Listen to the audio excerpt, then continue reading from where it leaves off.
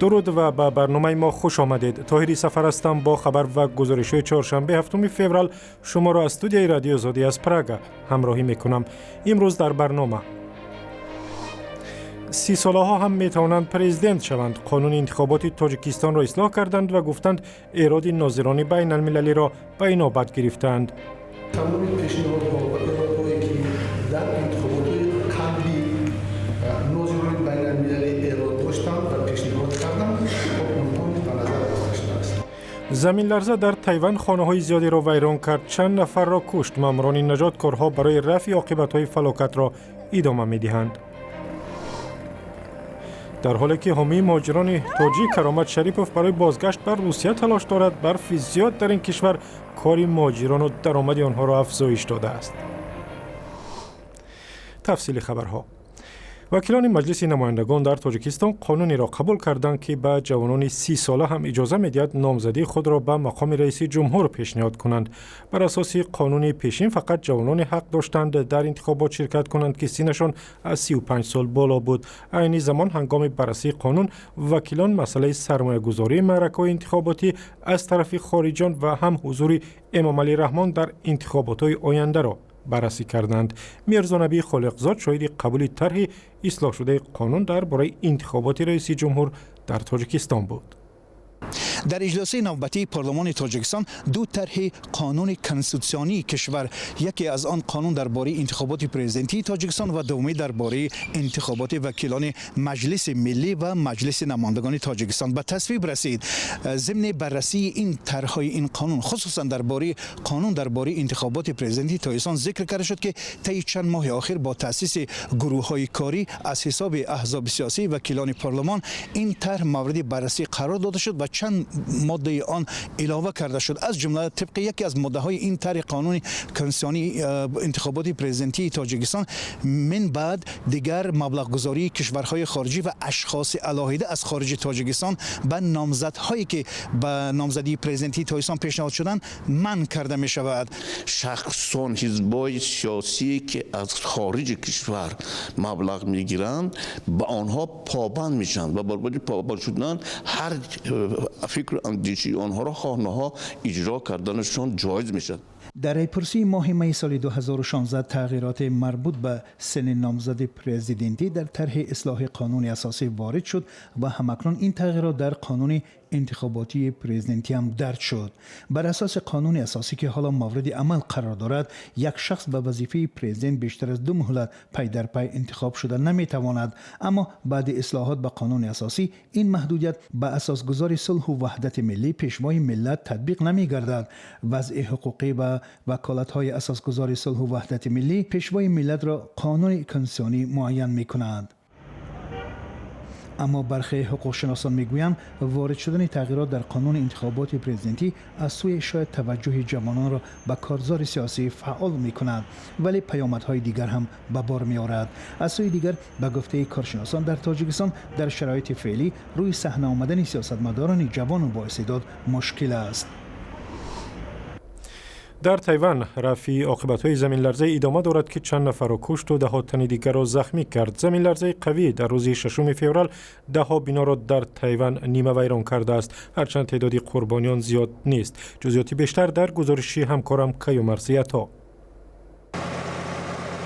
شام سه‌شنبه زمین لرزه نیرومندی برابر با 6.4 درجه تایوان را تکان داد.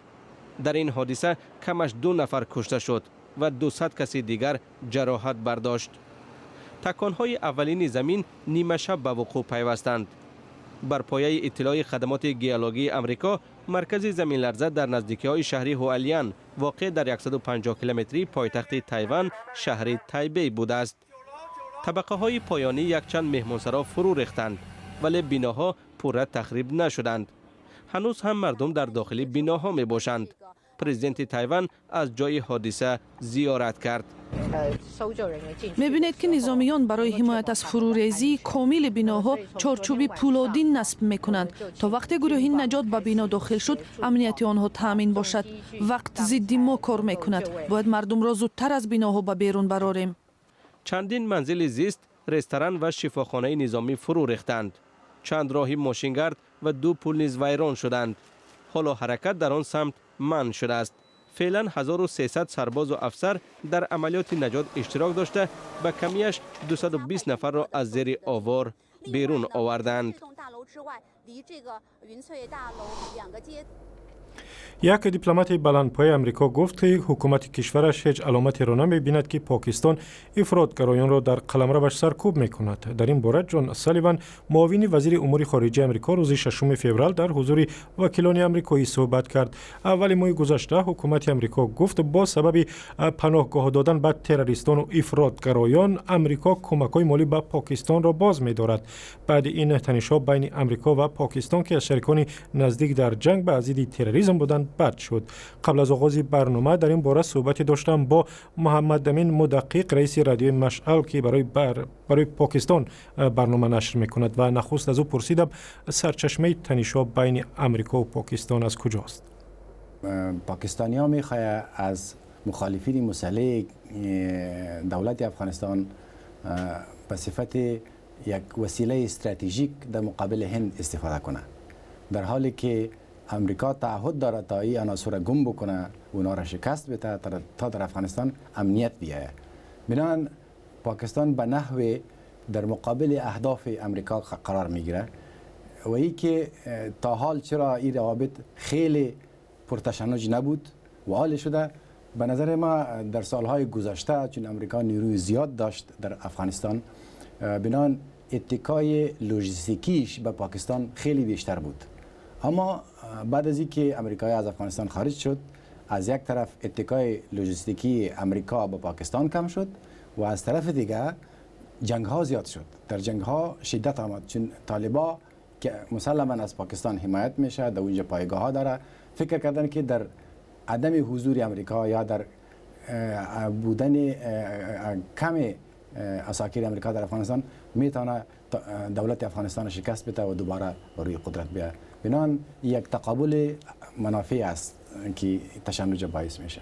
دفتر شما در پاکستان در اسلام آباد نیز عاقبت‌های این تنش بین امریکا و پاکستان را شاهد شد و دفتر شما را اونجا بستند. حالا وضع چگونه است؟ بسته شدن دفتر ما یکی از اثرات همین تنش بین امریکا و پاکستان بود. با مجرد که کمک‌های نظامی تقریبا 2 میلیارد دلاری را امریکا بر پاکستان قطع کرد، فشارهای آیسای و استخبارات پاکستان بر علیه دفتر ما زیاد شد. همه روزه می آمدن دفتر ما را تفتیش میکردن و پرسان میکردن که امریکا کجاست و بالاخره به تاریخ 19 جنوری بدون اینکه کدام سند ارائه کرده باشه که کدام پروگرام ما خراب است یک مکتوبی را نوشتن و او مکتوب هم به ما ندادن. او الزامات دفتر ما را بسته کرد و حالی من فکر میکنم که تا زمانی که این روابط بین دو مملکت خوب نشوه بسیار مشکل است که یا دفتر ما باز شوه یا حداقل همکارای ما بتونه اوجا در فضای آرام و محفوظ کار کنه. گفتگوی مفصل با محمد امین مدقق به زودی در وبسایت azadi.org و هم کانال آزادی ویدیو در یوتیوب نشر می شود.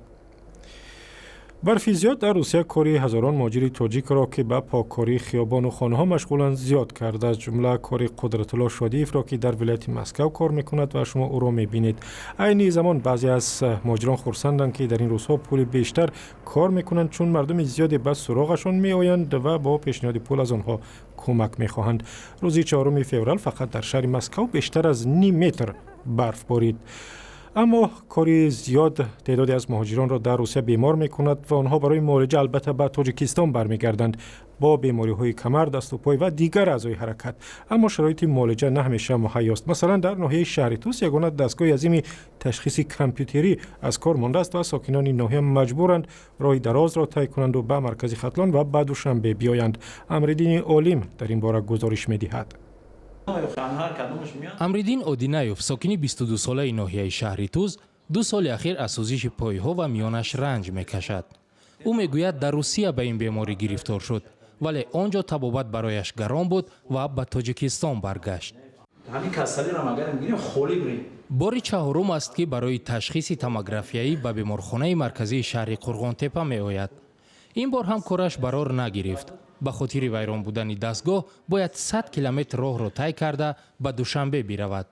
همینجا که همین باشه خیلی طرف همین حکومتش باشه طرف مثلا مینیسترا باشه کدوم طرف باشه بهبودی به همین خلق شوه خیلی برای ما خوب میشه که همین مثلا دردمون میایم به همین قراردانی رای قریب دوشنبه در میریم مکه کو در دوشنبه هم یک شهر کلون و خام جام کسلی دوران ما را میگن مثلا 40 مودمی 30 مودمی. نبودی توموگرافیای کامپیوتری در وادی وخش ولایت ختلان مشکلی سنگین است. از ماه اوگوست این جانب توموگرافیای کامپیوتری خراب شده است. مسئولان میگویند در یک روز از 10 تا 30 نفر به مرکز مراجعت میکند که نمیتوانند به آنها خدمت رسانند. دولتشاه گل محمدزاده رئیس ولایت ختلان هم ضمن نشست خبریش مشکل خراب یا کرنوشیام شدن توموگرافیای کامپیوتری را به چالش کشیده گفت برای تعمیر یا خریداری توموگرافیای کامپیوتری باید اول متخصصان را تیار کنیم بعد این دستگاه را خریداری کنیم.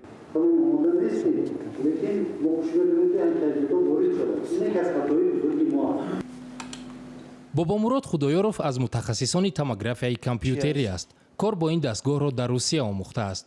او میگوید که همه روزه بیماران زیادی را بنابر ویران بودن دستگاه از بیمارخانه جواب میدهد و نمیتواند به آنها کمک کند. از ناحیه‌های دور دراز مراجعت میکنند لیکن مجبورم که بیماران را در شهر دوشنبه روان کنیم. در ریاست تندرستی ولایت ختلان به رادیوی آزادی گفتند باید برای تعمیر این دستگاه 600,000 سومانی جدا شود. هنوز معلوم نیست این پول کی به دست آنها میرسد. تا رسیدن آن دهها بیمار در این بیمارستان تشخیص نمیگیرند و مجبورند به دوشنبه بروند. کرامت شریپوف یکی از حامیان حقوق مهاجران تاجیک در روسیه میگوید آزاد رحمان رئیس دستگاه ریاست جمهور از مقامات مربوطه خواسته است در حل مشکل او مساعدت کنند. به قول او آزاد رحمان از رمضان رحیمزاده وزیر امور داخلی خواسته است مسئله کرامت شریپوف رئیس جنبش مهاجران تاجیک در روسیه را ببیند. کرامت شریپوف را که حالا شناسنامه تاجیکی هم ندارد مقامات روسیه ماه دکبر سال 2017 از آن کشور با این گفته که شهروندی روسیه را غیر قانونی به دست آورده است اخراج کردند. خودش میگوید تلاشش برای حمایت حقوق مهاجران در روسیه سبب راندنش از آن کشور شد.